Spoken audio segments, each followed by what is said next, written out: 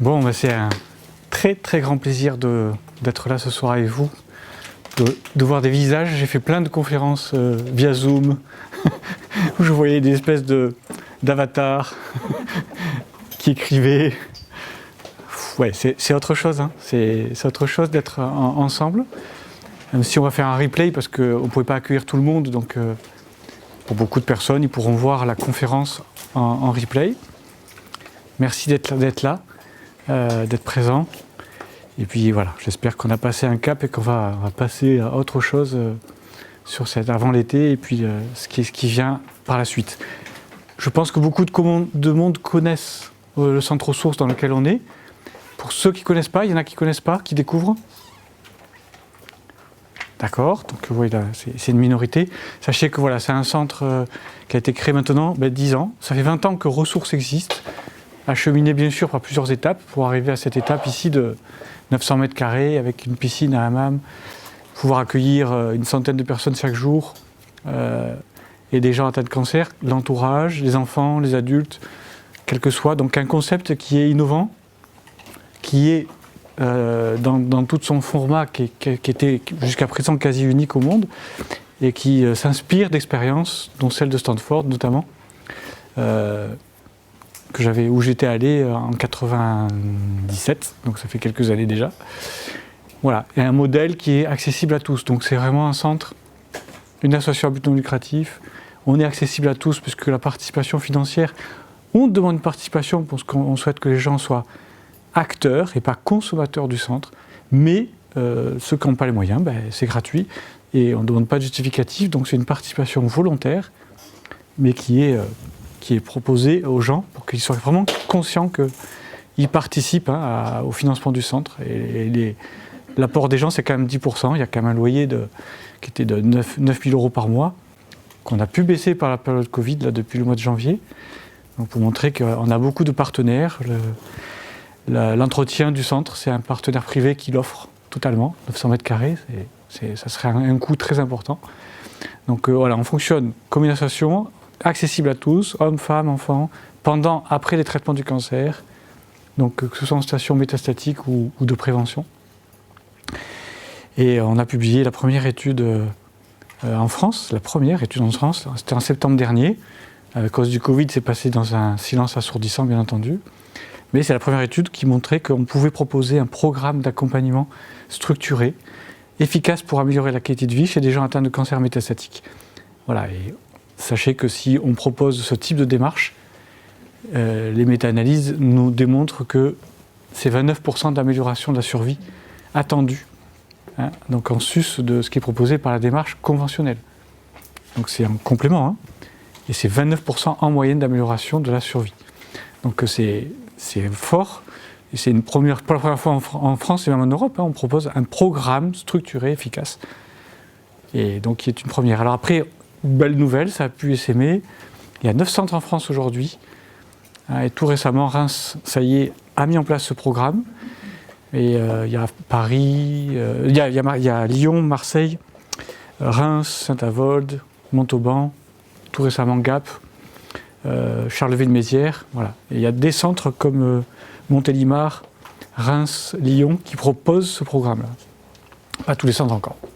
Voilà, comme ça c'est pour vous donner Et une des missions du centre qu'on s'est donnée, c'est aussi de proposer, accompagner les patients, mais accompagner aussi les professionnels de santé et leur proposer des formations qui sont originales puisque ce n'est pas ce qui est proposé habituellement dans les formations universitaires et autres, c'est-à-dire notamment tout ce qui concerne l'oncologie intégrative, avec des soirées à thème comme celle de ce soir sur l'immunité, un peu plus orientées vers le Covid, mais vous allez le voir, je vais répéter tout au long que ça tombe bien, l'immunité antivirale, c'est l'immunité anticancéreuse, les passerelles sont quasiment les mêmes, donc ça va permettre de travailler de ça.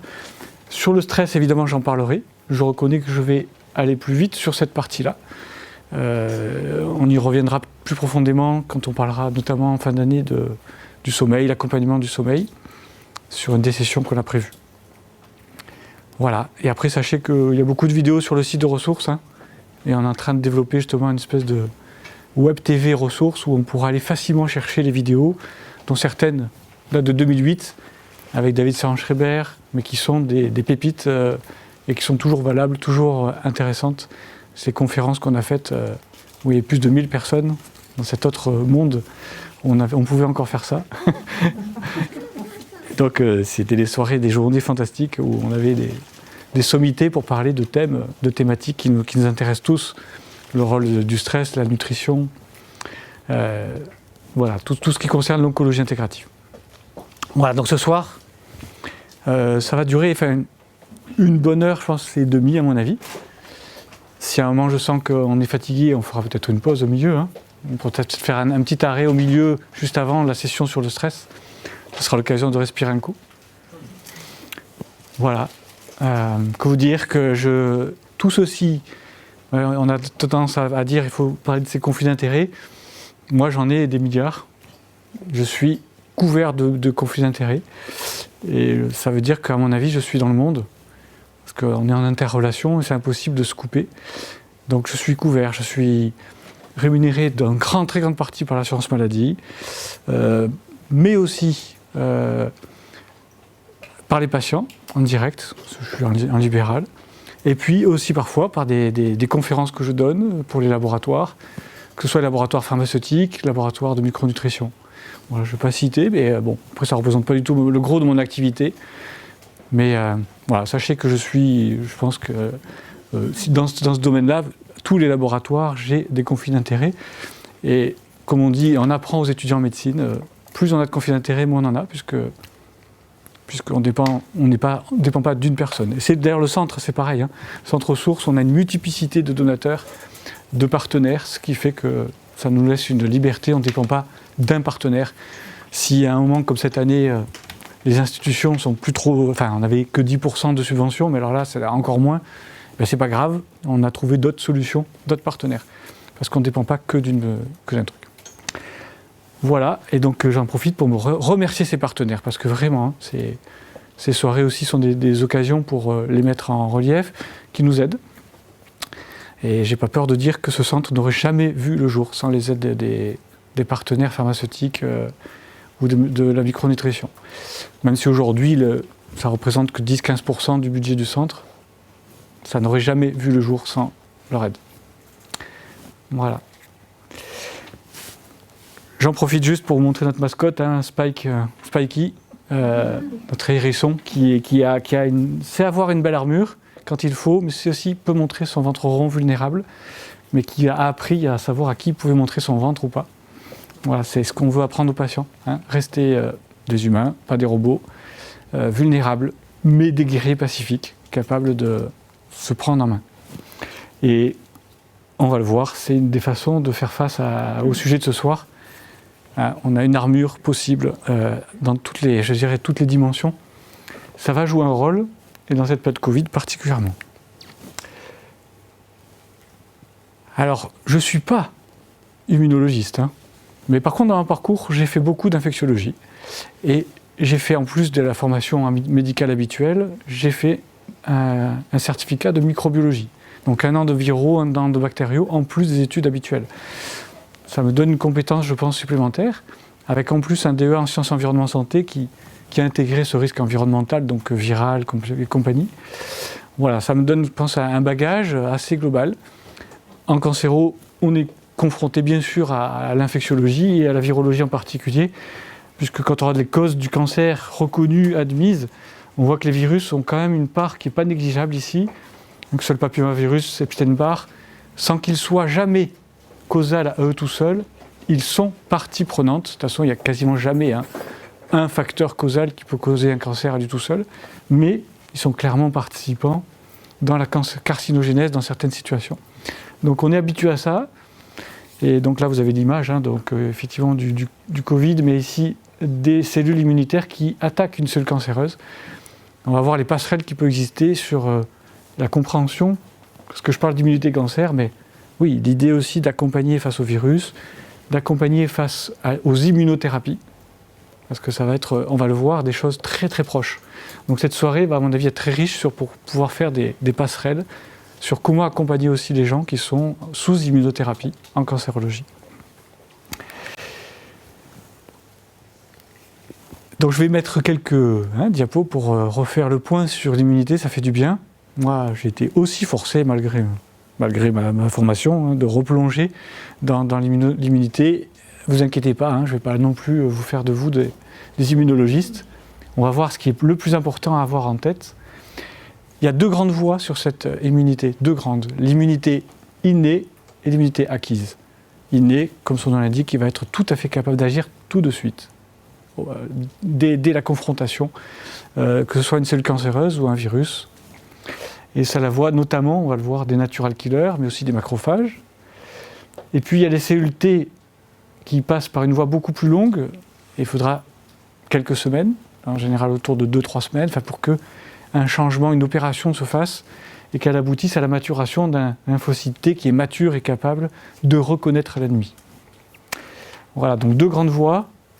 Une voie qui est plutôt la voie du deuxième contact, qui malheureusement ne peut pas être activée et quand la bataille arrive.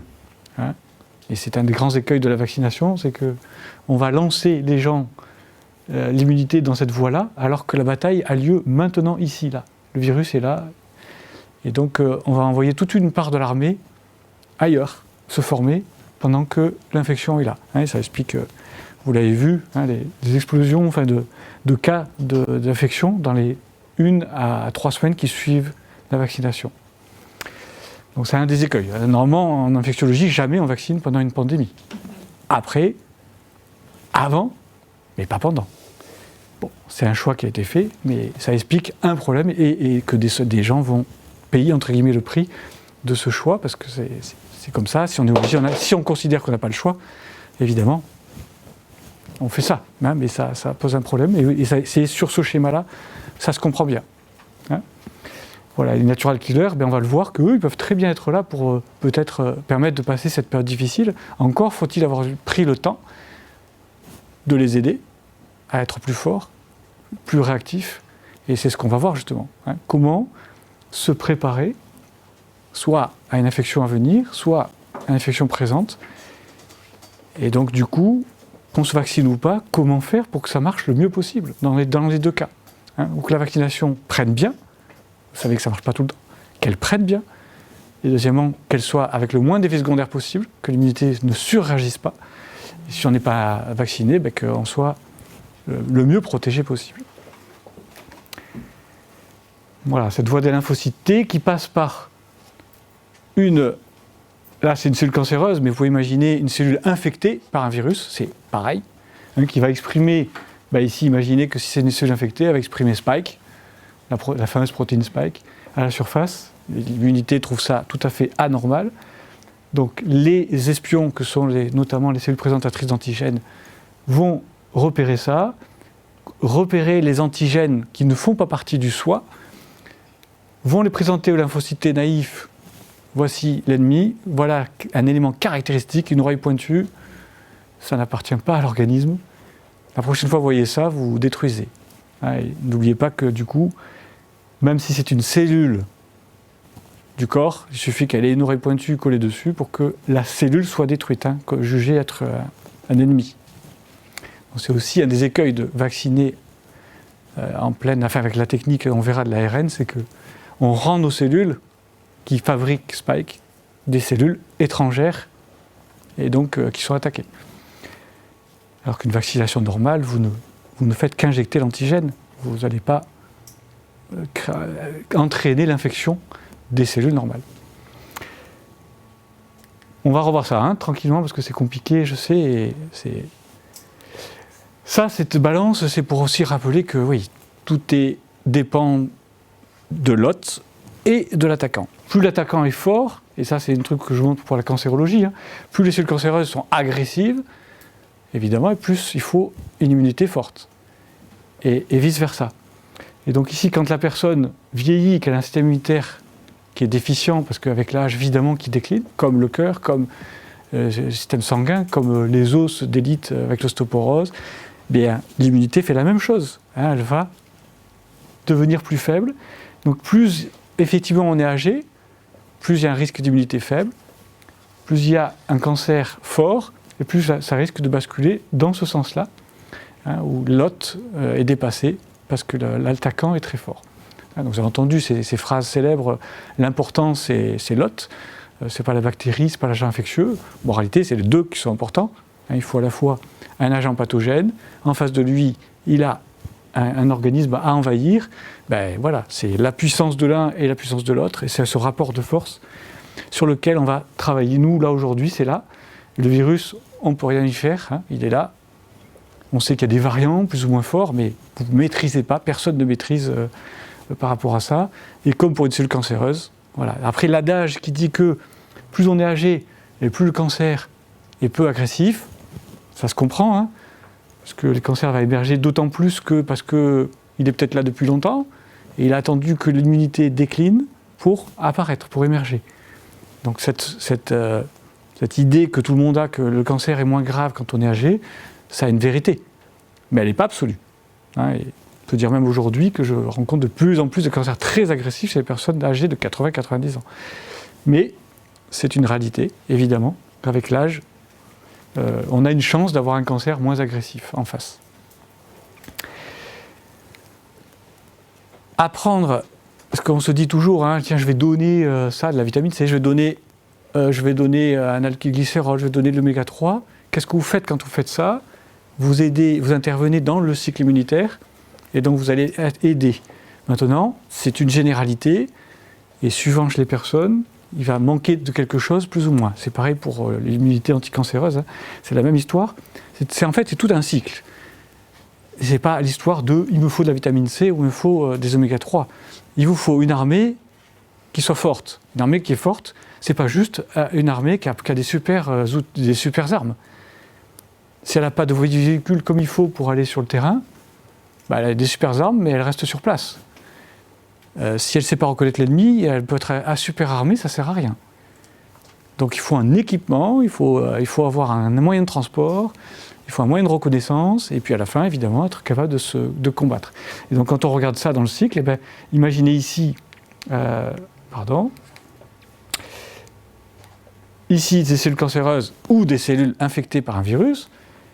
Alors on peut imaginer qu'évidemment, sinon on ne pourrait rien faire, il y a une libération d'antigènes, c'est-à-dire de particules qui ne font pas partie du soi et qui sont étrangères et donc reconnues par l'immunité, qui circulent dans le sang. Vous comprenez l'histoire en cancérologie d'ailleurs, c'est de commencer souvent par une chimio qui va exploser entre guillemets la lésion, qui va libérer des antigènes, et hop, ça fait plein d'éléments de reconnaissance qui vont pouvoir être captés, et on va pouvoir reconnaître la maladie plus facilement, et enclencher l'immunothérapie derrière ou en même temps. Donc ça, ces antigènes sont relargués, dans le cas du Covid, c'est la protéine Spike notamment, pas que, mais qui est un élément de reconnaissance qu'on a identifié clairement. Imaginez donc que Spike qui est dans le sang, reconnu par les cellules présentatrices d'antigènes, viens ici toi, ça fait partie du soi, et elle va ici dans le centre opérationnel, les ganglions, la rate, le thymus, partout, les châteaux forts, les centres opérationnels du système immunitaire, où là il va y avoir des échanges, maturation, et dans le centre opérationnel, les lymphocytes T vont apprendre à reconnaître l'ennemi, ils vont maturer, et une fois qu'ils sont matures, les ganglions grossissent d'ailleurs, et on a une grosse boule, oui, normal, l'immunité s'est activée.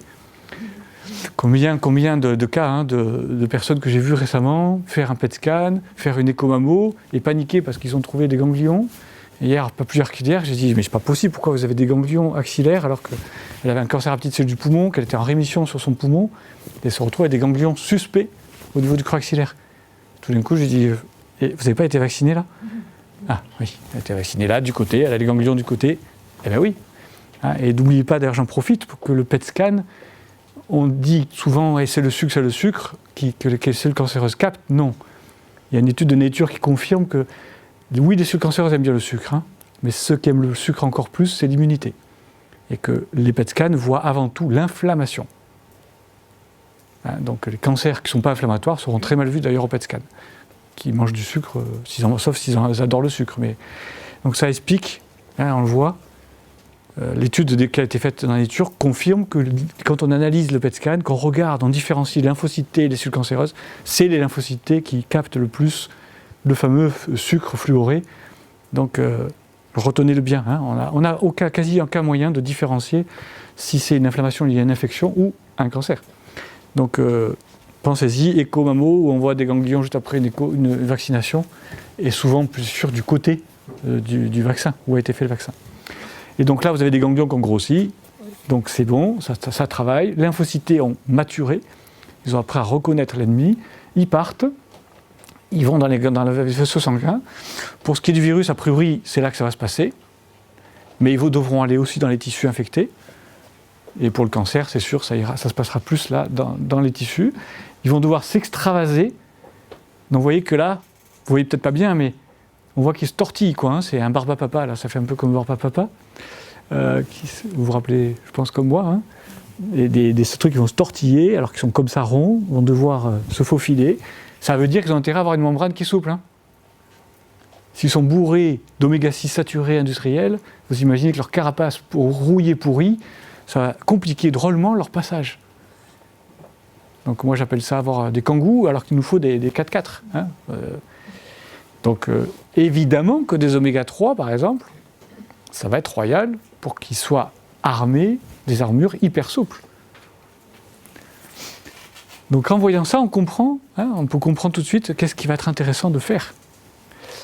Et puis quand on arrive sur le lieu de bataille, c'est bien gentil d'y être, mais il faut être armé. Et on va le voir, de quoi a besoin des lymphocytes T pour se combattre efficacement. S'ils arrivent avec des pistolets qu'en face il y a des Kalachnikov, c'est mal barré. Hein, donc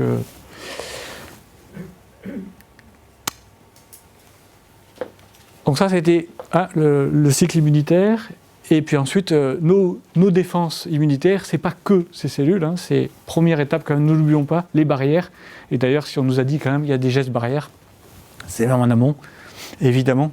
Réduire la charge virale, c'est-à-dire éviter d'être confronté à un volume d'envahisseurs énorme, c'est une évidence. Donc se laver les mains, éviter un postillon chargé de virus, c'est une bonne chose, que d'avoir des mesures dites barrières, hein, c'est du bon sens. Et ça doit rappeler à tout le monde que tout est quand même une question de charge virale, comme pour des charges tumorales. Hein, s'il y a 3 cellules cancéreuses que je vous injecte, il ne se passera jamais rien. 3 virus, il ne se passera rien. Il faut une charge virale. Vous lisez une CBU, marqué stérile, c'est juste qu'il y a moins de 10 puissance 5 bactéries par millimètre cube. Vous avez une infection, c'est 10 puissance 6. Donc c'est le seuil, c'est la quantité qui fait qu'il y a une infection et qu'il y a quelque chose qui se passe, qu'il y a un débordement du système immunitaire. Donc c'est pareil pour les virus, c'est pareil pour les cellules cancéreuses. Donc, effet barrière, 1. 2. Nos barrières. Un virus, il ne passe pas la peau. En tout cas, ça dépend des virus, bien sûr. Mais si c'est pour le Covid, on est tranquille. Il ne passe pas la peau. Ces petits virus avec une capsule de graisse, ils n'ont aucune chance de pénétrer, de passer par là. Il leur faut passer par les muqueuses, si possible, encore mieux si elles sont abrasées ou inflammatoires. Voilà. Et donc, ces barrières, on aura intérêt, évidemment, déjà à faire en sorte qu'elles soient de qualité. S'il y a une bonne sécrétion de mucus, que le virus peut se noyer là-dedans et se faire ensuite manger par l'immunité qui est présente dans la salive et autres, parfait. Voilà. S'il passe, il n'est pas trop embêté a priori par l'acidité du pH, mais certains virus, certaines bactéries le seront. Bon, et ça, s'il y a un antiacide, ça sera une barrière de moins pour certaines bactéries ou certains virus. Pour le Covid, ce n'est pas un problème. Voilà, en tout cas, ça, c'est un prérequis de travailler ça pour vos patients, de voir s'il n'y a pas de problème de barrière déjà. Hein, c'est style une perméabilité intestinale majeure, une inflammation. Vous comprenez bien que voilà, des Crohn, des maladies cœliaques et autres, c'est des facteurs de risque supplémentaires s'il y a une mucite majeure pour X raisons. Voilà. Donc ça, je passe là-dessus, bien qu'on va voir des moyens, bien sûr, de renforcer. Ça tombera bien parce que ce qu'on va utiliser pour les barrières, ça a un impact sur les autres niveaux de défense. L'armée cellulaire, elle est très variée, hein, donc c'est comme notre armée. Il y a les espions, il y a les soldats d'intervention rapide, il y a les CRS, il y a les... Eh bien, on n'a rien inventé, hein, notre immunité elle fait pareil. Vous voyez des grosses différences, hein. Si on voit les globules blancs, c'est une armée, il y a les polyclars neutrophiles, les lymphocytes, les éosinophiles, les basophiles, etc. Et encore des sous-types à l'intérieur de tout ça. Globalement, si on résume, c'est ce que je vous ai montré tout à l'heure, hein, c'est-à-dire qu'il y a l'immunité ici innée, mais vous voyez aussi des passerelles, enfin certaines qui interviennent dans les deux. les cellules natural killer qui vont intervenir et qui seront capables d'être même améliorées, apprendre des choses. L'immunité acquise, celle qui va apprendre de l'ennemi une fois qu'elle a rencontré une première fois. Avec, dans cette immunité acquise, vous le voyez, ces fameux anticorps qui sont sous cette forme-là là, de Y, avec la partie ici, on va le voir, qui est accrochée, qui est constante, et puis cette partie qui différencie un peu comme une clé qui doit aller dans la serrure. Voilà, et encore dans ces lymphocytes B et T, il y a des sous-types CD4, CD8. Les lymphocytes T, les natural killers sont une sous-type de ces lymphocytes. Voilà, il y a toute une armée ici dans l'immunité innée. Vous voyez aussi même des choses qui sont sécrétées, comme le complément, des substances sécrétées par l'organisme, notamment le foie, donc qui font partie des armes pour se défendre, naturelles. Alors j'aime bien que cette partie-là soit comprise aussi, parce qu'elle nous fait comprendre le processus dans l'infection, que ce soit du Covid, encore une fois, ou du cancer, l'inflammation est prédominante. C'est intéressant, cette similarité. Vous savez que l'inflammation est un élément majeur, l'inflammation de bas bruit, ou quand elle est forte et répétée, dans le cancer. Il y a cette immunodépression que ça entraîne. Et donc, le mot est lâché. L'inflammation va créer une immunodépression. Quand il y a une inflammation, quand il y a une infection, il y a les macrophages de type M1 qui arrivent. Eux, ils arrivent, c'est des sans-coucailles, ils arrivent et ils mettent le feu partout. Ils créent l'inflammation, ils sonnent l'alarme. Et une fois que l'alarme est sonnée, ça suffit, on n'a pas besoin d'entendre l'alarme longtemps. C'est bon. Il faut que les M2 arrivent, et eux, ils viennent pour réparer, pour absorber l'ennemi, etc. Voilà. Et vous noterez ici que voilà, ces fameux macrophages, ils sécrètent plein d'interleukines, dont l'interleukine 1, TNF. Ce sont ces cytokines, qui sont ces substances qui à la fois servent de message entre l'immunité, au niveau de l'immunité, mais aussi qui ont des effets sur l'organisme ou sur la maladie. On a tenté de faire des traitements à base d'interleukines dans le cancer. Ça se tente aussi même en virologie. Mais bon, c'est compliqué, parce que si vous faites des traitements à interleukine 2, c'est de la fièvre, vous avez des pseudo-grippes, et si ça dure longtemps, ça crée des dépressions, parce que oui, ça agit sur le cerveau. Donc c'est ce qui crée la fatigue. C'est pas l'infection qui vous crée la fatigue, qui fait que tout d'un coup vous avez 40. C'est les cytokines. Mais en même temps, c'est intelligent, c'est un message pour dire au corps, ça va pas. Repose-toi, on a besoin de toute ton énergie pour lutter contre une infection.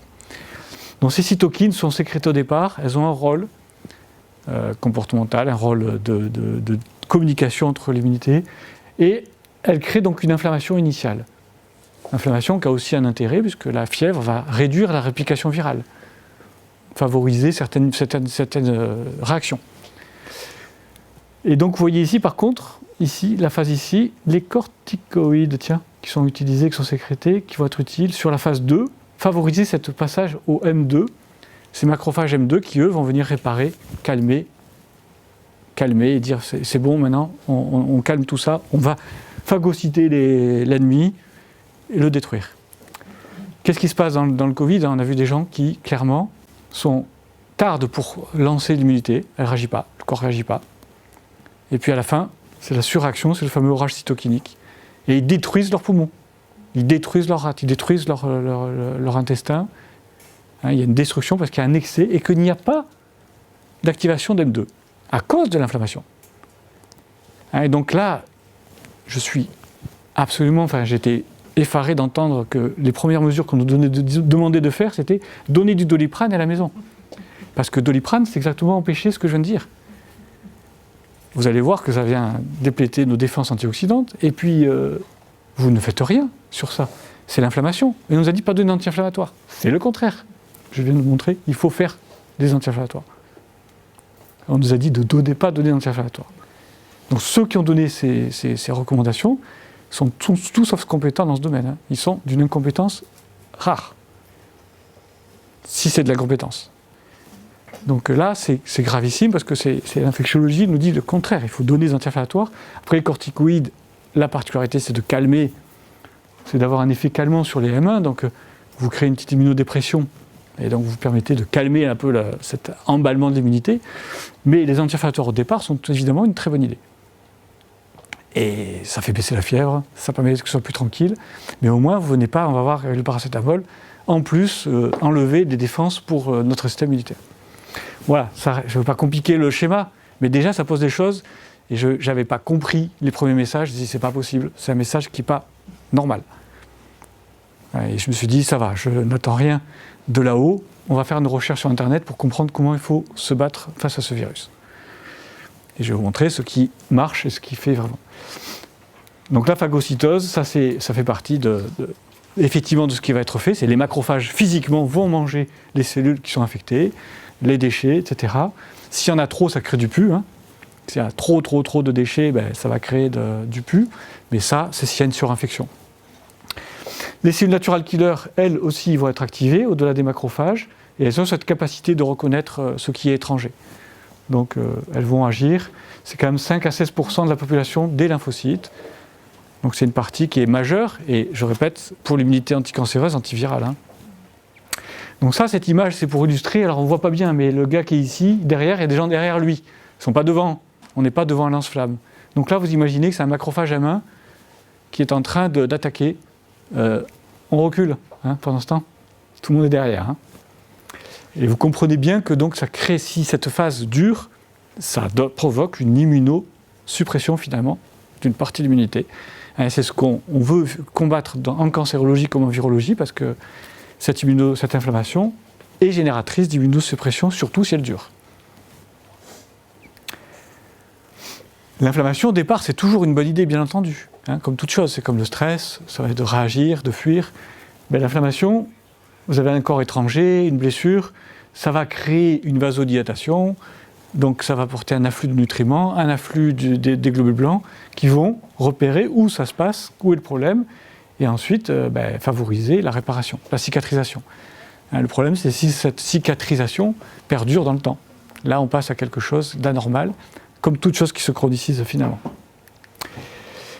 Et quand il y a cette inflammation, ça va générer des choses qui vont être sécrétées. Ces fameuses cytokines que j'ai citées tout à l'heure vont favoriser l'activation par le foie, la libération par le foie de différentes substances fibrinogènes. C'est quand il y a une inflammation, les plaquettes qui montent, le fibrinogène qui monte dans le sang, c'est facile de mesurer ça, l'aptoglobine, le complément, la protéine C réactive, le sérum amyloïde A, enfin tout ça, ce sont des substances qui sont des substances anti-infectieuses. Donc sur le coup, c'est bien, c'est des armes envoyées sur le terrain directement pour être agissantes. Donc, ce sont des protéines qui ont une fonction, comme toute protéine d'ailleurs. Et le complément, vous voyez, je passe, mais le système du complément est quelque chose de très complexe, c'est une cascade qui va permettre d'agir, libéré par les cellules. Donc tout ça, c'est des moyens que va utiliser le système immunitaire, aidé par ces substances. Les macrophages vont intervenir. Leur arme à eux, c'est comme les policiers, ils tirent pistolet, grenade. Eux, ils font pareil. C'est de l'eau oxygénée. Où est-ce qu'elle est H2O2, non, elle n'est pas. Enfin bon, il y a l'oxygéné, des radicaux libres qui sont sécrétés, qui sont des substances très toxiques, mais qui sont en local. Que le système immunitaire injecte en local sur les cibles, sur les bonnes. Après, le système immunitaire, il subit la même chose, c'est-à-dire qu'il y a ce stress oxydatif, il a besoin de se recharger à l'intérieur en antioxydants pour pouvoir faire ce travail de lutte contre le stress oxydatif. Et donc on va le voir parce que tout ceci va générer du stress oxydatif qui ne doit pas non plus trop s'accentuer, sinon il va venir gêner le système immunitaire. Et donc on va voir, donc on comprendra les mesures derrière, en comprenant ça, qu'on peut proposer. Et ça, c'est l'image que je vous montre des anticorps. Donc, comme je disais tout à l'heure, c'est comme un Y avec deux brins qui sont constants, ça ne bouge pas. On a les mêmes brins dans tous les anticorps. Par contre, c'est cette partie-là qui s'affine. On vaccine, qu'est-ce qu'on fait? On injecte l'antigène et le corps va ensuite fabriquer une véritable serrure qui correspond.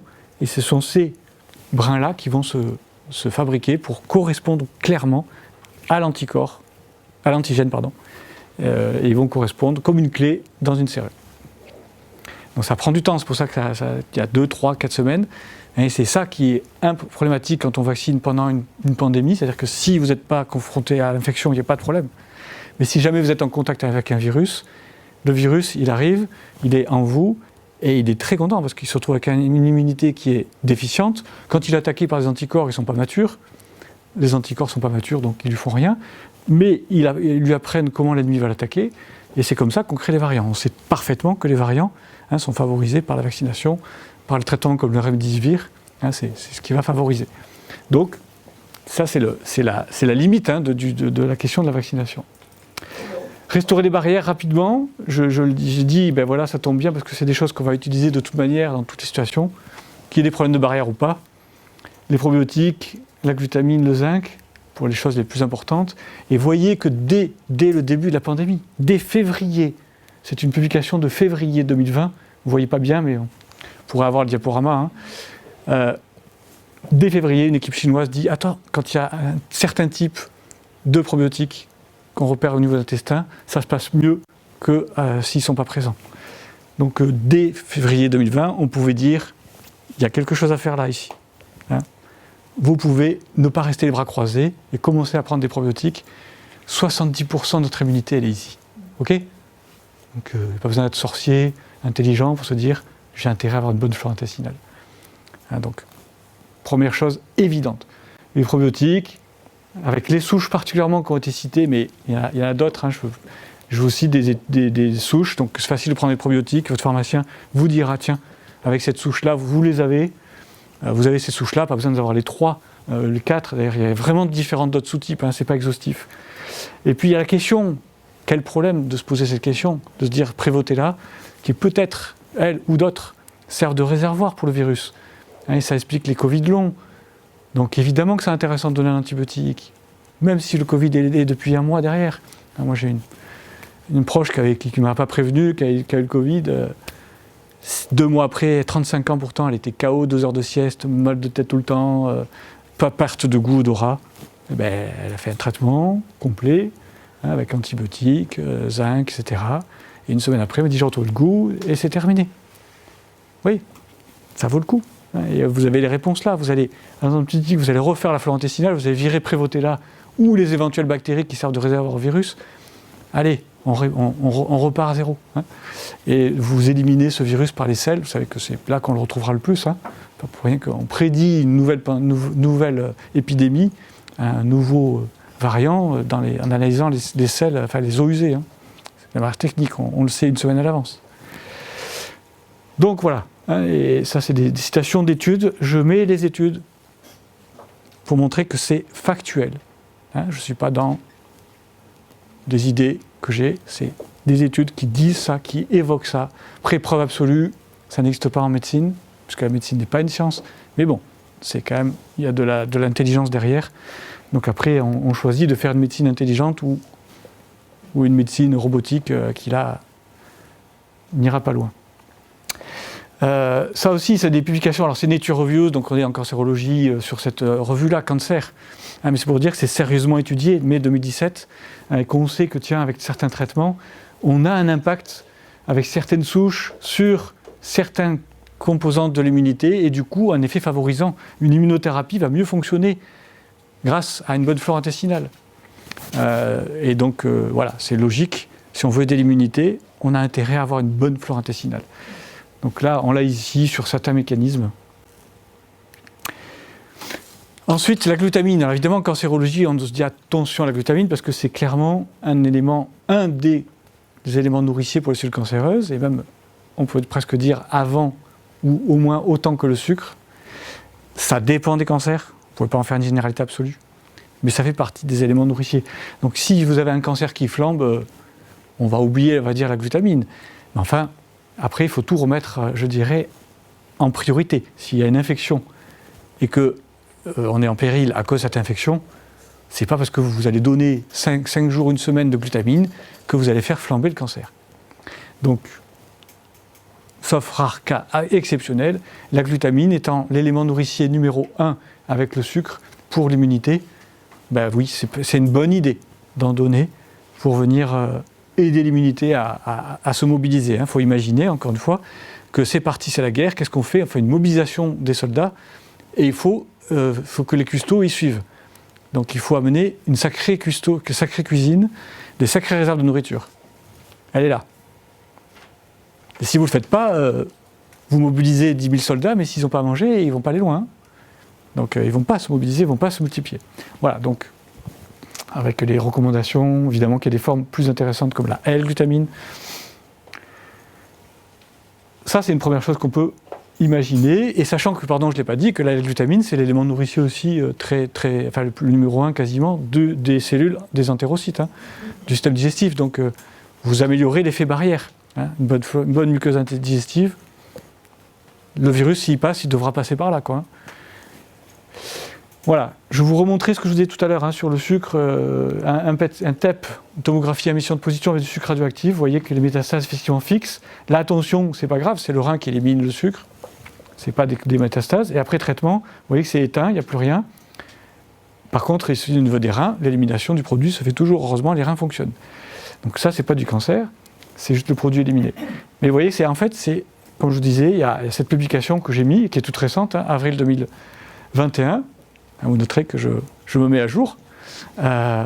Nature, une publication très intéressante qui a remarqué, qui a vérifié que en fait, c'est les cellules immunitaires qui captent le sucre plus encore que les cellules cancéreuses. Et donc, on voit surtout l'inflammation à travers le TEP. Évidemment, quand il y a un cancer, il y a de l'inflammation. Vous en avez la démonstration, encore une fois, de ce que je vous ai dit. Et vous ne faites pas la différence avec une infection. Voilà. Donc, l'inflammation, c'est un élément qui nous fait repérer la maladie, c'est un élément qui favorise la maladie. C'est là-dessus qu'il va falloir aussi se focaliser pour traiter. Le zinc, ça tombe bien parce qu'il a plein de fonctions. Il régule plus de 200 fonctions métaboliques dans le corps. C'est un élément qui est indispensable. On va dire qu'il ne faut pas en manquer. Et même idéalement, il vaut mieux en avoir un peu plus que ce qu'on supraphysiologique. Il ne s'agit pas d'avoir des surdosages, mais il vaut mieux en avoir plutôt vers le haut, même dépasser un peu, sans hésiter. Il a plein de fonctions, anti-inflammatoire aussi d'ailleurs. Donc là, je vous ai mis encore une fois une étude qui est ancienne, c'est connu depuis longtemps. Et vous le savez que le zinc, c'est bon pour la cicatrisation muqueuse digestive, de la peau. Si vous avez de l'acné, ça fera partie de ce qu'on utilise pour aider à mieux cicatriser. Il est indispensable pour l'immunité. Les doses qu'il faut utiliser en prévention, autour de 15-20 mg. Après, si on a un traitement, c'est plutôt 50 mg. Là, c'est en phase thérapeutique, je dis. Les sources, le plus riche, c'est les fruits de mer. C'est l'huître. Mais sinon, vous avez les sources que j'ai listées ici. Et c'était très intéressant de se rappeler qu'une carence en zinc, qu'est-ce que ça donne? Perte de goût, perte d'odorat. Je pense que ça serait une bonne idée de mettre la clim. Si quelqu'un peut, si Ahmed est là, si il fait un peu chaud. On va s'enflammer. Hop là. Après, les études, elles sont abondantes.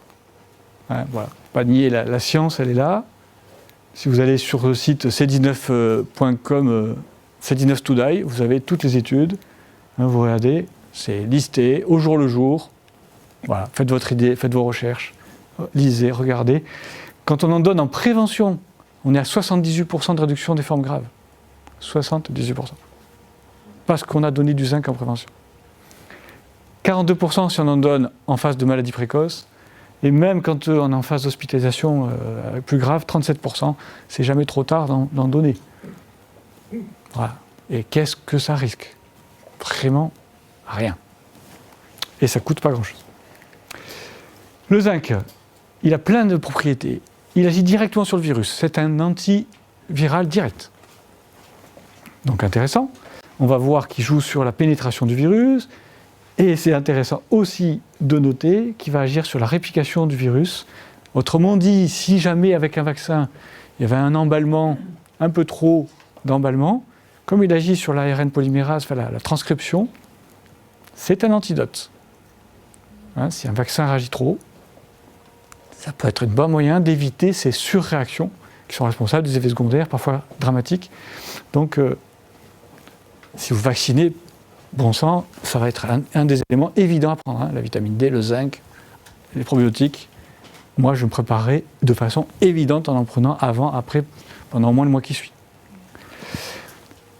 Et c'est jamais trop tard si jamais d'autres les rappels qui seront nécessaires, on le sait très bien avec les variants, dans 3-6 mois. Donc pensez-y, c'est vraiment quelque chose qui est très intéressant, qui agit à tous les niveaux. Et beaucoup de médicaments, hein, comme la chloroquine, justement, favorisent la pénétration, la rentrée du zinc. Ça agit comme un canal, la chloroquine, comme si c'était un facilitant pour que le zinc rentre dans la cellule.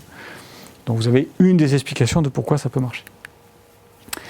Donc rappelons-nous hein, que le virus, il faut avoir bien en tête le mécanisme, il se fixe sur le récepteur, ces fameux récepteurs ACE, on va voir, ACE2 exactement. Moi j'aime bien représenter ce virus comme un serpent, parce qu'il est comme les serpents, venimeux, il s'accroche avec Spike, et ils envoient leur venin. Et qu'est-ce que ça donne le venin de serpent? Des caillots. Et que donne ce virus, contrairement à quasiment tous les autres virus, pas que de la fièvre et une infection, il donne des problèmes de thrombose, qui expliquent que c'est pas, les gens ne meurent pas d'infection, ils meurent notamment d'hypoxémie parce que ça va se fixer sur l'hémoglobine et ça empêche l'oxygène de se fixer. Donc ils sont comme une intoxication au monoxyde d'azote, c'est pareil. Ils ont une hémoglobine qui ne peut plus recevoir d'oxygène. C'est pour ça qu'il faut faire de l'oxygène en sursaturation dans le sang pour que... on fait des doses de 20 litres énormes pour que l'oxygène se solubilise dans le sang, alors que normalement il est censé être transporté par l'hémoglobine. Parce que le virus va se fixer, créer des caillots, ça crée des embolies. Donc les gens vraiment meurent. On peut leur donner de l'oxygène et c'est compliqué parce qu'il n'y a pas d'oxygénation possible. Donc c'est intéressant de voir que ce mécanisme particulier, et j'insiste, je le dis déjà et j'insisterai, ce qu'on sait aujourd'hui, c'est que malheureusement, Spike n'est pas que ce qui permet au virus de s'accrocher, c'est aussi l'élément pathogène qui provoque ce que je viens de dire, l'inflammation. Donc le virus, il rentre, il libère son ARN et il va se servir de la machinerie interne pour, au niveau du réticulum endoplasmique, tout ça, Golgi, pour se refaire, se multiplier et fabriquer un virus avec une enveloppe, etc. Si vous faites la vaccination, il n'y a que le segment d'ARN, vous n'aurez pas toute la séquence, vous n'aurez que la partie qui fabrique la protéine Spike. Donc vous n'aurez pas, bien sûr, heureusement, on ne va pas vous faire fabriquer le virus. Mais on vous fait fabriquer la protéine Spike, qui est l'élément pathogène. Donc c'est une forme de vaccination et une forme de désensibilisation. D'accord ? Donc c'est un peu comme les désensibilisations des gens allergiques, où on va leur donner un petit peu de dose de l'allergique et qu'on va monter. La différence et les difficultés, je trouve, c'est que là, il n'y a pas de modulation, tout le monde a la même dose, et puis on espère que le corps va faire ce qu'il faut pour se moduler. Mais vous allez sécréter donc Spike, qui va venir à la surface de la cellule, et c'est quand même aussi un autre problème que la cellule qui aura fabriqué ça, qui a gentiment fabriqué ça, elle va être reconnue comme étrangère. Donc en faisant la vaccination, vous allez détruire 1 milliard de cellules, je ne sais pas combien, parce qu'elles vont être détruites par l'immunité si ça marche bien. Donc c'est ce qui fait que je n'arrive pas à comprendre, moi. Pourquoi on a choisi de faire l'ARN messager, je ne sais pas. Mais bon, c'est comme ça. Après, il y a un élément très important à comprendre par rapport à cette pathogénie, c'est que donc, notre corps, et pourquoi les gens hypertendus sont plus sujets au Covid, tout est là, c'est que pour la régulation de notre tension artérielle notamment, et de l'inflammation, il y a des récepteurs ACE1, ACE2, et c'est comme toujours dans le corps, il y a le plus, le moins. Normalement, il y a un équilibre qui est fait. Si vous activez ACE1, vous avez, une vasoconstriction. Si c'est ACE2, une vasodilatation. Voilà, je résume ça. Tout ça est un équilibre entre les deux. Cet ACE2, il se trouve que, le récepteur ACE2, pas le ACE1, est l'élément qui sert d'ancrage. Et donc, le crochet du serpent vient sur ACE2. Et il y en aura d'autant plus que vous êtes hypertendu, parce que le corps, pour compenser le fait qu'il y ait une vasoconstriction, vous êtes hypertendu, il veut qu'il y ait plus de vasodilatation. Donc il fabrique des récepteurs ACE2. Et donc vous en avez plein. Et il se trouve que c'est top pour le Covid. Donc ça explique bien pourquoi on a vu rapidement, les hypertendus ont plus de Covid. Voilà. Évidemment, ça ne se verra plus chez les gens qui ont les facteurs de risque d'hypertension, diabétique, hypertendu, etc. Voilà, donc là aussi des études très vite qui sont sorties là-dessus, avril 2020, pour dire il y a un problème là-dessus. Et on se retrouve avec un virus qui se met sur ACE2 et il y a un déséquilibre majeur. Tout ça est bloqué et la CE1, il est libéré, lui, dans ses fonctionnements. Donc si quelqu'un est hypertendu, en tout cas cette voie-là va être activée et elle favorise quoi? L'inflammation. Donc en retour, le corps va fabriquer de l'inflammation en activant de façon excessive ACE2. Ça, c'est le phénomène qui va arriver derrière. Ce n'est pas un problème d'hypertension, c'est qu'on va avoir une hyperinflammation et qui explique toute la pathogénie de ce virus. Voilà, le coronavirus, il rentre. Le zinc, ça tombe bien, réduit l'expression de ces récepteurs ACE2. Donc vous comprenez l'intérêt. Ça va, il y en aura moins de récepteurs, donc moins de capacité. Et c'est un peu comme si vous avez le venin qui arrive, et le venin, il ne sait pas où aller, donc il va être éliminé. Vous avez un antidote. Donc, et ça tombe bien pour tout le monde. Vacciné, pas vacciné, ça c'est valable pour tout le monde. Voilà, enfin, en tout cas le mécanisme, pour être simple, ça aboutit à une activation de l'inflammation, qui est l'élément majeur qui vient tout perturber. Donc quand on voit sur le site, voilà, l'agence comment fonctionne le vaccin ARN, voilà, je veux bien vous montrer, c'est bien dit. Vous voyez que Spike, qui est fabriqué par ce morceau d'ARN, eh bien, il se met à la surface de la cellule, et l'immunité va le reconnaître, et va logiquement le détruire, c'est son rôle. Vous savez qu'en cancérologie, c'est exactement ce qu'on fait, mais sauf qu'on tue des cellules cancéreuses, donc ça ne me dérange pas. Mais là, c'est gênant de se dire qu'on va tuer les cellules qui ont fabriqué la protéine Spike. Donc c'est un des éléments, disons, qui est compliqué, qui fait que ça peut expliquer les effets secondaires importants qu'on a avec la vaccination, comparé aux vaccinations qu'on connaît habituellement. Voilà, vous avez, c'est des études de avril 2030, 30 avril 2021. Et vous voyez, je cite les études, et c'est tout récent, on vient de comprendre que Spike n'est pas que la cible, c'est l'élément pathogène. Donc c'est vraiment le venin. Et c'est ce qui est noté là. La spike protéine joue un rôle, et l'expérience est très simple. On a pris du spike, que du spike. On a injecté à des souris qui ont les mêmes récepteurs ACE2 que nous, comme les humains, et ça a provoqué des thromboses. Et donc un virus Covid qui n'aurait plus de spike serait anodin comme un rhume, ou donnerait une petite fièvre, et bon, voilà. Donc je vous passe les images, mais bon, l'étude était là, je vous ai mis le document, très intéressant à lire, et ça explique l'histoire. Donc là, face à ça, parce que ça fait un peu peur tout ça, il y a des moyens, on n'est quand même pas tous morts, encore une fois, donc, mais on peut encore optimiser ça, clairement.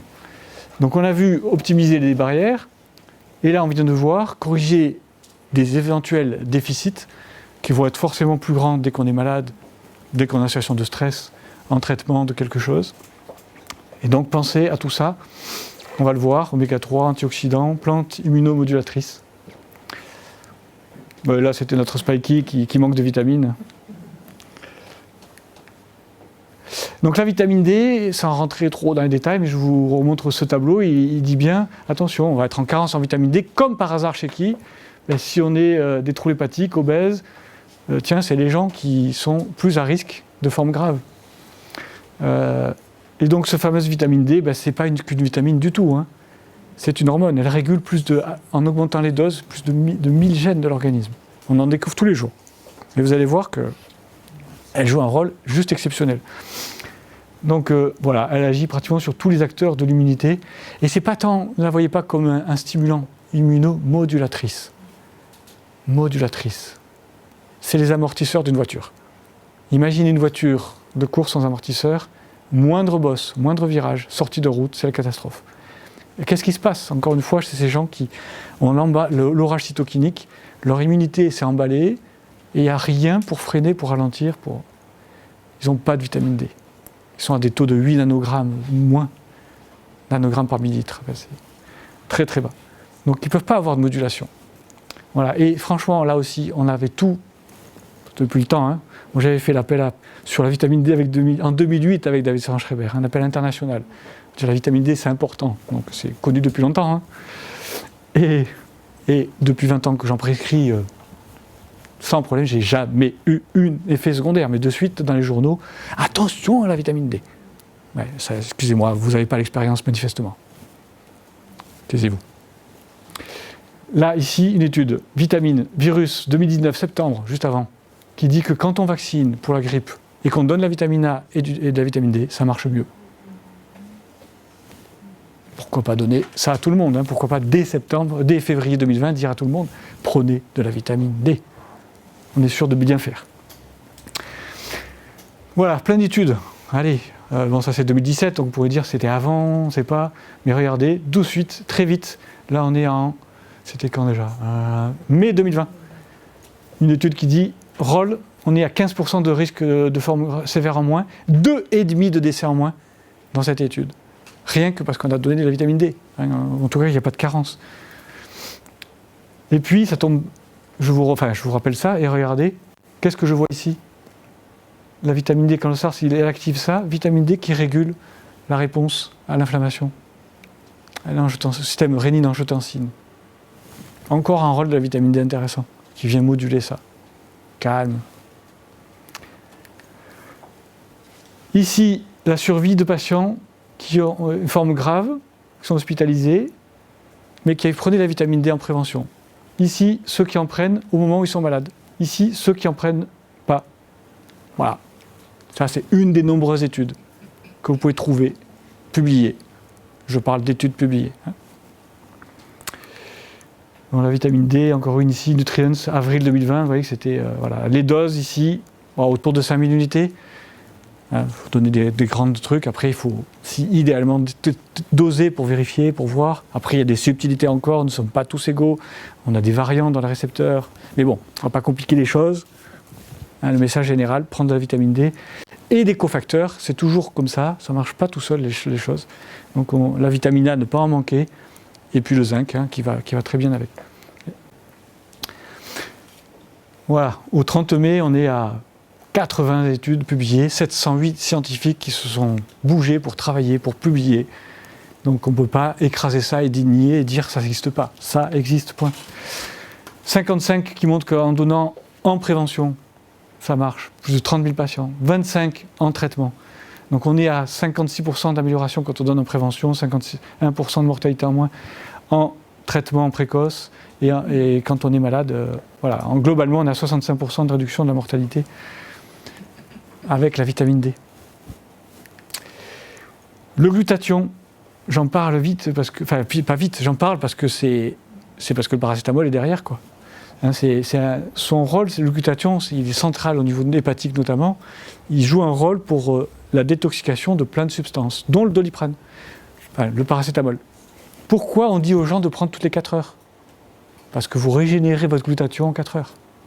Et si vous ne vous attendez pas, vous faites quoi? Une intoxication. Et si vous allez aux urgences parce que vous avez pris une boîte de paracétamol, qu'est-ce qu'on va vous donner? N-acétylcystéine, qui est le précurseur qui permet de régénérer le glutathion. Donc ça va, c'est connu depuis tout le temps, ça. Tout le monde le sait. Donc donner du paracétamol et seulement ça à quelqu'un qui a de la fièvre et qui a un Covid, alors que l'immunité a besoin du glutathion de façon indispensable pour combattre, ben voilà, vous dépensez votre glutathion là, alors qu'on en a besoin ici. Hein. Alors si c'est que ça, parce que si le confort est trop dur, on peut le comprendre, mais pas que ça, enfin, si c'est avec tout un ensemble de mesures. Mais donner que ça, ben, excusez-moi, il vaut mieux rien faire. Il vaut mieux rien dire. Et là aussi, aucune étude randomisée pour dire qu'on peut donner du paracétamol. Hein. Aucune. Tant c'est la recommandation qui a été faite. Hein. Et qui n'est pas logique. Voilà, je marque, j'ai dit que ça joue plein de rôles hein, sur l'immunité innée, le glutathion, ça réduit la réplication virale. Donc il agit par lui-même, il réduit l'inflammation, donc réduction de l'orage cytokinique. Il joue un rôle aussi sur la restauration du mucus, d'où en mucoviscidose, on donne des doses massives de mucovistes et compagnie, vous aidez à la fluidification des bronches. Après, attention, des fois en donnant ça, vous vous retrouvez avec des gens qui n'arrêtent pas de sécréter, donc si ça sécrète trop, ils ont trop de crachats, ils seront plus fluides, mais bon, des fois, ils disent j'arrête pas de cracher, vous réduisez la dose. Hein. Voilà, les doses classiques de N-acétylcystéine. Donc le glutathion fait partie des solutions à apporter. Après les oméga 3, tout le monde connaît quand même le rôle anti-inflammatoire des oméga 3 et pro-inflammatoire des acides gras saturés, hors bourrache, onagre, qui sont à part. Donc là, vous avez pro-inflammatoire et anti-inflammatoire. On connaît bien ça en cancérologie. Voilà, l'intérêt d'apporter des compléments. Et ici, regardez une étude qui dit apporter comment optimiser sa santé par l'alimentation en apportant des bonnes choses, dont les oméga 3 contre les infections virales. Le curcuma, on nous a dit qu'il ne fallait pas en donner. Je suis désolé, je ne vois pas pourquoi, c'est justement le contraire, puisque l'inflammation est l'ennemi, et le curcuma, c'est le meilleur anti-inflammatoire naturel qu'on connaisse. Enfin, il y en a d'autres en fait, mais commun, facile à trouver. Donc vous avez plein de publications. C'est juste 266 publications au 5 mai. Là, c'est un Castronovo qui montre cette diapo. 260 publications pour, 0 contre. Voilà, c'est pas très compliqué, pas de danger. Et pourtant, on nous a envoyé un message en nous disant ne prescrivez pas d'anti-inflammatoire et ne prescrivez pas de curcuma. Alors qu'ils nous disent tout le temps ça marche pas, ça sert à rien, mais là, ils nous ont dit n'en donnez pas. Un autre effet intéressant du curcuma à forte dose, il agit comme l'aspirine. Donc ça peut être un bon moyen pour éviter aussi une prévention des réactions au vaccin en début d'infection pour éviter ces fameux caillots. Donc c'est une prévention, pourquoi pas. Vous craignez, la vaccination doit être faite, vous voulez vous protéger, réduire le risque de thrombose. Tout à l'heure j'ai vu quelqu'un, je suis depuis plusieurs mois pour un cancer du sein, enfin plusieurs années, et puis là, il me fait une phlébite, je lui dis mais vous avez été vacciné ? Oui, j'ai été vacciné. Ah, d'accord. Ça suit depuis 2 ans, j'ai jamais eu de problème, et là tout d'un coup il me fait une phlébite. C'est pas la première, mais on devient fort en médecine. On devine tout. Voilà, une étude ici, février 2020, donc dès le début, pour dire quels sont les micronutriments intéressants pour les défenses antivirales. Voilà, c'est une liste qui n'est pas exhaustive. Acide lipoïque, spiruline, sélénium. Utilisez ce que vous connaissez bien, ce que vous maîtrisez bien. Vous avez le choix. Voilà. Ça, je vous montre ça pourquoi. Bon, c'est l'introduction de la suite, je ne me rappelle plus. Parce que là, je vous montre les rythmes de sécrétion du cortisol face à un stress. Normalement, les rythmes classiques, c'est à 8 heures, vous fabriquez du cortisol, c'est le starter. Et puis à 18 heures, vous êtes un petit peu fébrile, 37,2, 37,4, un peu froid, fatigué. Le taux est minimal et puis il va remonter dans la nuit. Et en cas de stress chronique majeur, dépression notamment, vous êtes là-haut. Vous comprenez pourquoi on peut faire des cures de sommeil chez des gens qui ont une dépression majeure, parce qu'ils n'arrivent pas à dormir. Et puis ici, vous avez quand c'est un stress chronique. Donc là, c'est l'état dans lequel on est après 1 an de Covid et de stress chronique répété, de terreur abondamment donnée, nourrie. Voilà, on est ici. Bon. Et donc, je vais vous montrer ça aussi pour les cycles, je parlais du cycle du cortisol, mais vous avez un cycle quasiment inverse avec la mélatonine. Et elles vont souvent un peu ensemble. Donc la mélatonine, là aussi, publication qui dit que tiens, et on le sait, la mélatonine, c'est un immunostimulant, c'est un anti-inflammatoire, c'est un antioxydant, suivant les doses qu'on donne. C'est un chef d'orchestre pour l'immunité. On va s'amuser à dire que la vitamine D, c'est le messager du soleil à l'intérieur du corps. On fabrique à partir du soleil. Et la mélatonine, c'est le messager de la lune. Donc c'est elle qui va permettre que la nuit se passe bien, que l'immunité se répare bien. Et en tout cas, c'est très clair, le rôle immunomodulateur de la mélatonine aussi. Et du coup, ça ressort dans des études. Voilà. Le fer, c'est un petit diapo juste pour rappeler, il ne faut pas avoir trop de fer, sinon c'est pro-inflammatoire. Il ne faut pas en manquer non plus, sinon l'immunité ne pourra pas, et notamment là, l'image, c'est des natural killers, ne pourront pas, ici une cellule natural killer, ne pourra pas se fixer sur une cancéreuse ou un virus si elle n'a pas de fer, par exemple. Enfin, ça va contribuer, et c'est un élément essentiel. Pensez-y, la fatigue chronique, puisque c'est pour les neurotransmetteurs aussi, on a besoin pour les neurotransmetteurs, le fer fait partie des éléments. C'est qu'une simple carence martiale sans anémie, ça fatigue. Donc pensez-y, et l'immunité suit souvent notre comportement si elle est fatiguée. Donc pour éviter la fatigue, un des meilleurs médicaments, l'exercice physique. Donc on a fermé les salles de sport, c'est logique. Nous retrouvons notre Spikey. Je vous invite à la course qu'on fera début octobre, tous les premiers samedis d'octobre, la course ressources. Et donc avec notre mascotte Spikey qui est déjà en forme, donc pour nous retrouver. L'exercice physique, ça c'était une diapo que je vous montrais, que j'ai mis dans ma thèse de médecine 99, donc c'est pas nouveau.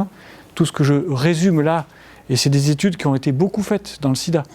Donc on est bien d'accord, on parle d'un virus, démontrant que l'activité physique avait un effet remarquable sur l'évolution du sida. Donc l'augmentation des lymphocytes avec l'activité physique, avec plusieurs mécanismes, dont un qu'on oublie trop, c'est que ça diminue l'anxiété et la dépression via la sécrétion de shoot qu'on se fait endogène, de morphine endogène, la régulation du système nerveux sympathique, la biologie du stress, et vous retrouvez avec une normalisation de l'immunité anticancéreuse, antivirale. Et donc un impact sur l'immunité. Après, ce qu'on n'a pas conscience, c'est que les muscles représentent 60% de notre poids corporel. C'est l'organe le plus important de notre corps en volume. Et ça n'est pas du tout que du muscle. C'est pas une cervelle, d'accord, mais qu'est-ce que c'est ? C'est un organe endocrine. Il fabrique de l'interleukine 6, c'est notre réserve la plus grosse, et dès qu'on se contracte, cette interleukine 6 va agir de façon diverses et variées, notamment, elle impacte sur toute l'immunité, elle est anti-inflammatoire. Ici, vous voyez qu'on dit qu'il faudrait faire, c'est une étude que j'ai citée là, où on devrait faire du sport juste avant une immunothérapie. Parce qu'en faisant ça, en sécrétant l'interleukine, on favorise l'expression des récepteurs qui vont permettre à l'immunothérapie d'être plus efficace. Ça serait le top, c'est le laboratoire. Si on pouvait développer des programmes de sport dans les services de chimio, qu'on peut faire 1 heure avant, hop, ils viennent à la séance. Ça va optimiser, booster vos résultats. Voilà, donc c'est un schéma qui résume ça. Il y a plein de mécanismes, je ne vous les mets pas tous. Et une étude récente dans le British Journal of Sport, qui est toute récente, qui est du 13 avril 2021, qui confirme que les personnes sédentaires ont 2 fois plus de risques d'être hospitalisées. Pour ça, il faut confiner. 73% de réanimation en plus, 2,5 fois plus de décès. Voilà, excusez-moi. Je pense que tout est dit. Ouais, un des problèmes du stress, un des premiers, c'est les conflits maritaux, et ça c'est même démontré des études montrant que quand il y a conflit marital, et on ne parle même pas de fait de femmes battues, mais bon, il y a une immunité qui est déprimée, et plus d'infections, plus quand il y a un problème, un couple qui est dans le conflit. Donc le fait du confinement, encore une fois, là, c'est problématique parce que vous allez encore faire grandir cet aspect-là, quoi. Donc on le sait. Après, tout le monde l'a vécu, tout le monde a un peu perçu ce que vivent les gens atteints de cancer quand ils sont confrontés au diagnostic d'un cancer.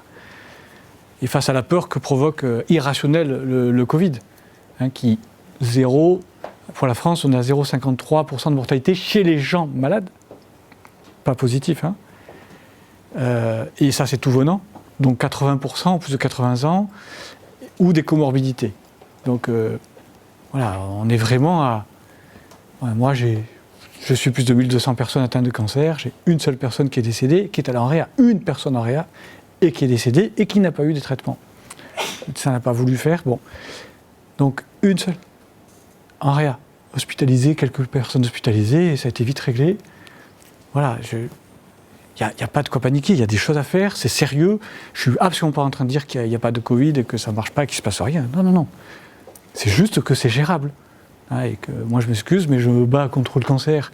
Je ne vais pas mobiliser tout pour un brigand dans les Pyrénées, quand il y a Hitler qui m'envahit là-bas, qui tue 2 à 3 personnes par semaine.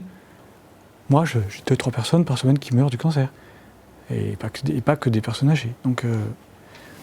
Donc là, il y a ça, c'est vrai, cette confrontation, en tout cas.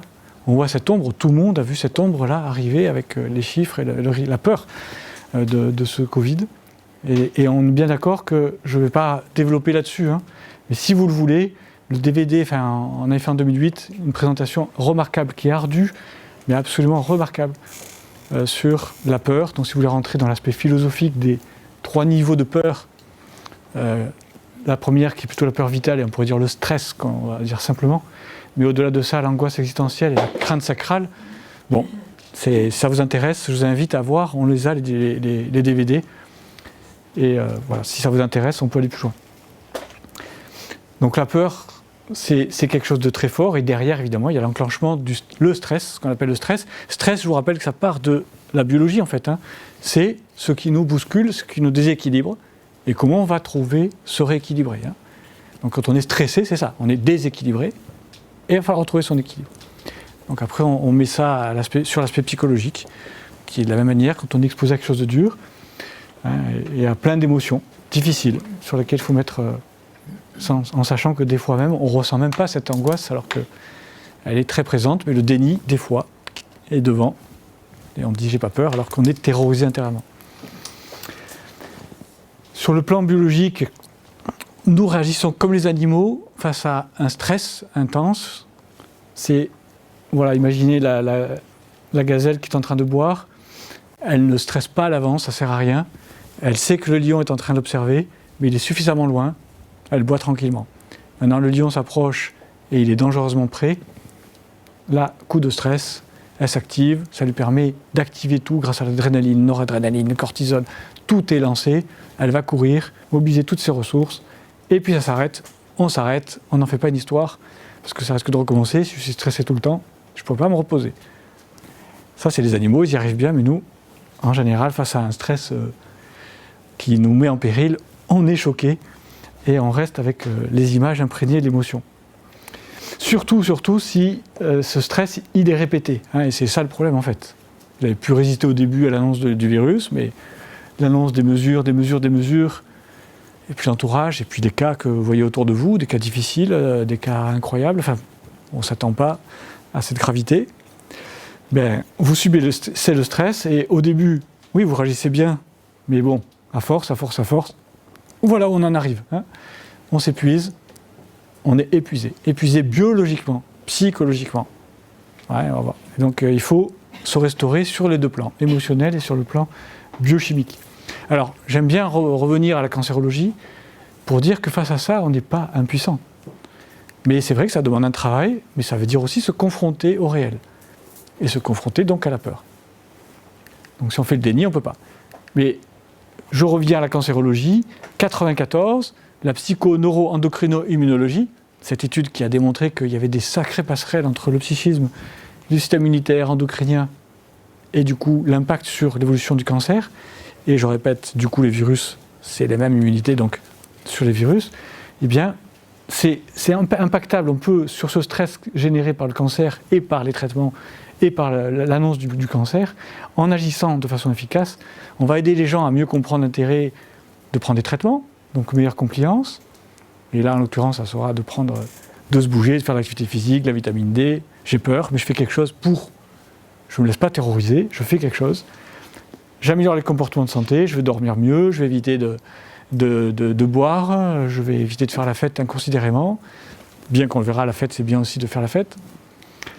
Et on va avoir un impact sur la maladie. Ça, c'était un concept, 94, avec une étude à l'époque qui était randomisée, qui démontrait que c'était vrai, mais il n'y en avait qu'une à l'époque. Deux, avec Fauci dans le mélanome. Dans le mélanome, un cancer qui est très lié à l'immunité. Donc, qu'est-ce qu'elle avait montré Barbara après, en 2008, c'est des patientes qui avaient un cancer du sein, en les accompagnant pour gérer l'anxiété, mais vous voyez leur anxiété qui diminue nettement par rapport aux autres, celles qui n'ont pas participé à un programme complémentaire, et du coup, l'impact sur l'immunité, les cellules natural killer, sur 2 critères, elles voient, mais ça prend 1 an, donc là vous pourrez me dire, ça prend un peu trop de temps par rapport au Covid, mais si on avait commencé dès le début, on y serait. Vous auriez un changement radical de votre immunité si vous aviez commencé en février 2020. C'est jamais trop tard pour commencer. Et vous voyez, au bout d'1 an, une nette différence entre l'activité des cellules natural killer face au cancer par rapport au groupe témoin qui a participé à une prise en charge classique habituelle, chimio, radiothérapie, voilà. Mais rentrez à la maison maintenant, venez aux examens de contrôle, c'est tout. Non, là, je vous ai appris à gérer le stress, l'alimentation, l'activité physique. Vous vous prenez en main. Voilà, et vous devenez des guerrières pacifiques avec un système immunitaire qui vous correspond. Parce que clairement, ça, c'est la psycho-neuro-endocrinologie nous le démontre. Notre immunité suit notre comportement. Voici un cancer greffé sur une souris, on l'a laissé vivre sa vie tranquille. Voici le développement du cancer, c'est une souris qu'on stresse de façon chronique. On est dans Nature Medicine. Hein. Donc c'est pas le problème du stress, c'est pas que je suis stressé. C'est un impact direct sur l'évolution de la maladie potentiellement. Alors après, quel stress ? Je sais que beaucoup ont déjà vu cette diapo, mais je crois que je ne me lasserai jamais de la remontrer. On injecte une charge tumorale, j'aime bien le terme de charge, des millions de cellules cancéreuses, à des souris qui sont en bonne santé, qui vivent leur vie tranquillement. 54%, pas 100%, vont rejeter ces cellules cancéreuses et il n'y aura pas de cancer. Maintenant, les mêmes souris, même charge tumorale, mais ces souris subissent des chocs électriques répétés. Elles ne savent jamais quand ça va s'arrêter. Et elles n'ont qu'un moyen de s'y soustraire. C'est ce qu'on appelle être impuissant face à un stress. Qu'est-ce qui se passe ? Seulement 23%, plus de 2 fois moins, rejettent des cellules cancéreuses. Remarquez bien, je n'ai pas dit 100%. Ce qui veut dire que tout ne dépend pas de l'immunité. Mais c'est quand même très net. Il y a encore beaucoup plus de souris qui se retrouvent impactées. Maintenant, on prend les mêmes souris. Elles sont embêtées de la même manière. Par contre, elles peuvent appuyer sur un bouton et elles ont vite compris que si elles appuient sur le bouton, il n'y a plus d'électricité. 63% de rejet du cancer contre 54% ici. Des souris vigilantes comparées à des souris qui sont entre guillemets naïves, tranquilles, qui vivent naïvement. Vous voyez, l'adage « un homme averti en vaut deux », eh bien ça marche. Et donc la vigilance, c'est bon pour la santé. Et donc on parle bien de stress et impuissance. Et si vous comprenez que si vous dites à une population, il y a un problème, il est réel. Mais il y a des choses que vous pouvez faire, vous. Et pas que vous lavez les mains, si vous êtes malade, etc. Vous pouvez faire quelque chose. Donc allez-y. Et je vais faire l'énumération après, mais allez-y. Il y a des choses à faire. Ça change tout. Je ne suis pas dans l'impuissance. Voilà, en cancérologie, quand je propose des fois le jeûne nocturne, où il y a clairement un intérêt, ou le jeûne avant une chimio, il y a une démonstration clinique de l'intérêt, mais il y a aussi un sacré intérêt, c'est de rendre le patient acteur. C'est à vous de le faire, le jeûne. Personne ne peut le faire à votre place. Si vous pouvez le faire, si je vous y autorise. Voilà, et c'est une façon de rendre du pouvoir d'agir à la personne. Et ça n'est pas qu'anodin du tout. Et puis le fait d'être seul ou pas seul, la démonstration connue depuis longtemps, ma diapo préférée, un babouin, on dose son cortisol dans le sang, hormone de stress, que vous allez sécréter en cas de stress aigu. Ici, le babouin est confronté à un lion, au secours, le cortisol monte ici. Maintenant, 2 babouins, un lion, ça monte moins. Et maintenant, le babouin et sa famille, un lion, même pas mal. C'est le même stresseur. Il est aussi dangereux. Mais il n'est pas tout seul. Ça change tout. Isoler les gens, erreur. Grosse erreur. Ils ont besoin d'une bonne formation dans les DU qui existent depuis longtemps. On rigole, ça fait du bien. Et oui, ça fait du bien. Et c'est pas que pour le plaisir c'est même bon pour la santé, c'est démontré depuis longtemps. L'étude de 95, et il y en a d'autres, je ne vais pas vous les sortir. 95. Ouais, on sait depuis longtemps que rire, c'est bon pour la santé. Donc, des clips pour nous faire rire à la télé, ça aurait été une bonne idée. De demander à tous les comiques de venir et de s'amuser à faire le Corona Circus. Ça aurait été une bonne idée, quoi. Voilà. Donc, l'effet sur les cellules naturelles killer, une étude plus récente, 2003. Voilà, on a de quoi nourrir la science, a de quoi nous dire ça vaut le coup. Après, sur l'aspect au-delà de l'émotionnel, psychologique, je reviens sur ce qu'on a dit, c'est que quand il y a le stress, on va répondre, mais quand il y a, une fois qu'on s'est adapté, si ce stress continue, il y a toute une phase d'épuisement. Si le stress dure trop longtemps, eh bien, on va s'épuiser physiquement, émotionnellement et biochimiquement. Et donc ça, ce schéma-là, c'est Pénélope Restois qui l'avait montré au dernier colloque qu'on a fait en décembre. Donc on répond par les trucs les plus réactifs, l'adrénaline, noradrénaline, évidemment. Et vous voyez comment ça va rapidement diminuer. Heureusement, il y a la dopamine, mais elle aussi, elle va s'effondrer très très vite. Pardon, elle est ici. Il y a en bleu, là, hop. Le magnésium, regardez l'effondrement quand on sait qu'un tiers des gens sont déjà carencés de toute manière. Hein. Un tiers de la population française est carencée en magnésium. La sérotonine qui nous permet de rester, vous savez, la sérotonine, c'est ce qui permet de rester calme. Yoda. Ouais, calme, la paix dans la tempête. Mais oui, au bout d'un moment, si vous ne faites rien, ça s'effondre. La dopamine, c'est ce qui permet de nous activer le matin, qui nous donne le moral, l'envie de se lever. Hein, si vous réveillez bourdon dès le matin, c'est qu'il y a un problème de dopamine. Hein. Bon, je ne suis pas le meilleur pour vous donner des recommandations par rapport à l'alimentation et autres, mais il y a des choses à faire, et en tout cas à travailler. La sérotonine, comme je vous ai dit, c'est pour la sérénité, c'est le soir, donc c'est des choses qu'on va... Si on prend un complément pour la sérotonine, c'est en fin de journée, à partir de 17h, 19h. Voilà. Et si vous prenez la dopamine, c'est le contraire, c'est le matin, hein, pour s'activer, matin jusqu'à midi. Et la dopamine va être aussi le précurseur de la noradrénaline, donc comme je vous ai dit, hein, ce qui permet d'y aller. Je pense qu'à mon avis, les sportifs de haut niveau, la Formule 1, tout ça, ils en prennent des compléments, j'en suis certain, pour pouvoir faire leurs courses comme il faut. Ces neurotransmetteurs, ils ont des cofacteurs, ça ne marche jamais de façon magique avec « tiens, je prends de la dopamine, c'est parti ». Il y a des cofacteurs. Alors, si vous mangez en vous disant « tiens, je mange une banane, bœuf, super, je vais être super serein, je me prends un bon steak en fin de journée », oui, mais après, il faut pas manquer du reste. Hein. C'est-à-dire que si vous n'avez pas les vitamines B, le fer, tac, il est ici. Le zinc, c'est trop bête, ça marche. Le corps marche avec l'histoire du maillon faible. Il manque un truc, ça ne marche pas. Donc, y penser à tout ça, c'est une multivitamine.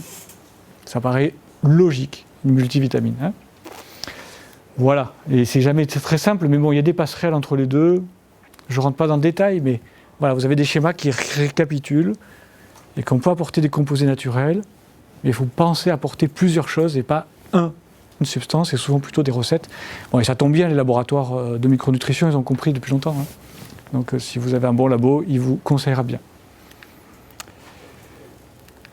Le déficit en magnésium, qui est important sur le stress, mais pas que, il a plein de rôles, hein, mais il joue un rôle très important sur l'aberration. Tout le monde sait que le magnésium, ça joue un rôle sur la détente, quand on est stressé. Quelqu'un qui a tendance à être anxieux manque souvent de magnésium. Donc c'est bien connu. Voilà, évidemment, il y a plein de techniques qu'on ne doit pas oublier. La cohérence cardiaque, des techniques des fois très simples, quoi. Hein.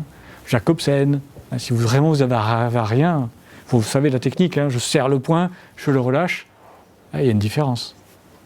Il y a une différence. Hein, je ne suis pas pareil. Vous focussez aussi, vous calmez la tête. Le sport, c'est bien aussi parfois pour ça. Voilà, la phytothérapie, des choses comme rhodiola, qui est une plante adaptogène qui permet d'être un peu comme MacGyver. Je gère, je ne suis pas endormi, je ne suis pas excité, je gère. Hein, c'est un amortisseur. L'aromatothérapie, voilà, je ne suis pas maître en tout ça. Il y a plein de gens compétents et n'oubliez pas toutes ces techniques et de les multiplier plutôt. Hein.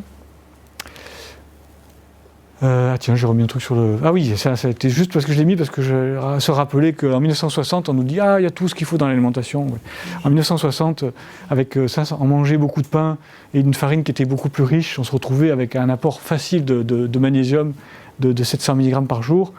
Aujourd'hui, avec une prise classique de 200 g de pain, hein, qui est en plus avec des fibres, mettons, mais sans levain, donc du coup, qui va lessiver vos intestins, qui va emporter le magnésium avec lui. Voilà, vous trouvez des carences majeures, un apport alimentaire qui est minable, quoi. Hein. Voilà, donc le magnésium, important pour le système nerveux central, important pour nos mitochondries. Je vous rappelle, les mitochondries, nos petites centrales énergétiques, hein, c'est nos batteries. Parce qu'on connaît bien les portables, vous savez ce que c'est une batterie, hein, dans nos cellules. Et où sont les batteries, hein, où sont le plus situées les petites batteries? Dans les neurones et les muscles. Bon, donc... si vous manquez de mitochondries ne marche pas, vous allez être plus stressé, moins réactif, tout ce que vous voulez. Hop là. La vitamine D, ah ben tiens, elle aussi, elle agit sur le cerveau. Elle est partout, elle est partout. On a besoin de lumière. Et la vitamine D, c'est le relais du soleil. Je reprends. Oui, c'est toi qui m'avais donné l'image, le soleil intérieur avec la vitamine D et la mélatonine, la lune intérieure. C'est incroyable. Cette vitamine D, vous savez que si on n'est pas carencé, c'est les gens qui vivent longtemps en bonne santé sont ceux qui n'ont pas de carence en vitamine D. Et dans des études de population, apport de vitamine D égale 10% de cancer en moins. Rien que par la vitamine D. Donc c'est vraiment intéressant et on voit que ça agit pas que du tout que pour le cancer. Les oméga 3, c'est bon pour le cerveau. On a dit que c'était bon pour l'inflammation. Ben, ça tombe bien. Des membranes plus flexibles, des neurones plus flexibles, une plasticité cérébrale qui est améliorée, moins d'inflammation qui va gêner le cerveau. Oui, alors et après, ce qu'on mange, de façon générale, sans parler de compléments, quoi. Manger déséquilibré, c'est-à-dire je suis stressé, je mange du coca, je mange plein de sucre, plein de soda, compagnie. Ben là, vous boostez votre stress bio-intérieur, le stress carbonique si vous êtes diabétique. Donc là, c'est tout ce qu'il ne faut pas, justement, pour calmer le cerveau. Et au contraire, et sans compter des apports de glutamate direct avec des sodas et autres. Donc ça, c'est tout ça. Alors un peu de café, c'est bien. Hein. Une, deux, trois, 4 tasses de café. Il y a plein d'études qui disent vraiment c'est bon. Mais après, chacun de voir comment il réagit. Mais toujours l'excès, c'est pas bon. Et en tout cas, tout ce qui est là, c'est pas du bon. Et ça, c'est du bon pour bien se nourrir, bien prendre soin de soi. Là, rien qu'en faisant ça, déjà, vous ferez beaucoup de bien à votre organisme. Hein. Des oméga 3, des graines de lin moulues. Il faut prendre un peu de temps. Voilà, si on résume les grandes mesures, activité physique, au moins 15 minutes par jour. Évidemment, si vous pouvez faire plus, c'est bien. Gestion du stress, à vous de voir ce qui vous convient. La vitamine D, au moins 4000 unités, voire un peu plus, si possible. On adapte bien sûr en fonction de l'âge. N'oubliez pas de demander si vous doutez à votre pharmacien, à votre médecin. Les probiotiques, voire les prébiotiques. Hein. Je vous rappelle, c'est l'engrais, les prébiotiques, c'est l'engrais donc c'est ail, oignon, poireau par exemple, les bananes pas trop mûres, le petit épeautre, l'artichaut, etc. Le zinc, donc autour de 10-20 mg en prévention, beaucoup plus hein, s'il y a infection. Des multivitamines, comme ça vous amenez les vitamines B, vous amenez un peu de vitamine A, il ne faut pas en avoir trop de la vitamine A, il faut en avoir de façon optimale. Hein. Ce qu'il faut, ni trop ni pas assez, mais au moins en prenant une multivitamine, vous risquez absolument pas de surdosage. Et on a fait une petite vidéo là, avec Ghislaine Gerbert sur les substances naturelles ou synthétiques, toujours mieux, substances naturelles. Hein. Donc je vous invite à voir la petite vidéo, c'est une capsule de 15 minutes qu'on a sur notre site. Effectivement, les antioxydants sont possibles, hein, et après, trouvez ce que vous avez l'habitude d'utiliser et autres, hein, fer, glutathion, fer, pas en manquer, hein, pas trop. Le cuivre, on va éviter, hein, le cuivre c'est pro-inflammatoire, à moins que vraiment vous ayez trouvé une carence. Hein. Je ne l'ai pas marqué, mais j'en profite. La glutamine aussi, qui peut être bien en cas d'infection, pas en prévention. Voilà, si vous avez quelqu'un de dénutri, que vous suivez, qui a une maladie qui est dénutrie, évidemment, hein, le déficit en protéines et en glutamine, rechargez-le pour qu'il restaure ses muscles, restaure sa muqueuse indigestive et son immunité.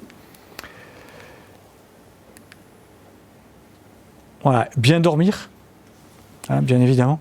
C'est sur le cycle de la mélatonine, le repos, c'est une évidence que ça joue un rôle. Se détendre.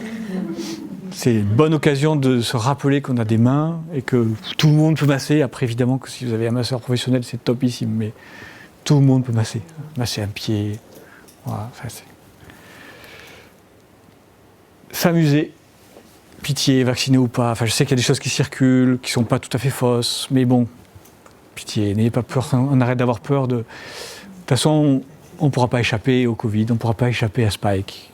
Seront tous exposés et il faut qu'on apprenne à vivre avec et à devenir tolérant à cette protéine, à cette spike, hein, c'est tout. Donc surtout pas succomber à mon avis à cette volonté encore une fois de nous diviser. Hein. Se câliner, se faire des bisous. Enfin, moi je suis désolé, hein, je peux pas. Voilà, je ne dis pas d'embrasser tout le monde. Évidemment que j'ai toujours dit, enfin moi en tout cas, j'ai toujours dit que c'était une aberration que les hivers, on soit tous en train, il y a 20 personnes à la réunion, on se fait des bises à tous, et en plus, tiens, on va à Paris, ils en font 4. Moi j'aime bien ici, avec ce moment on en fait 2, c'est pas de jaloux sur les joues, mais bon, pitié, enfin, ça, on fait salut tout le monde. Après, par contre, un bon hug pour nos amis proches, quoi. Un bon hug, hein. Bon voilà, je crois que j'en ai dit pas mal.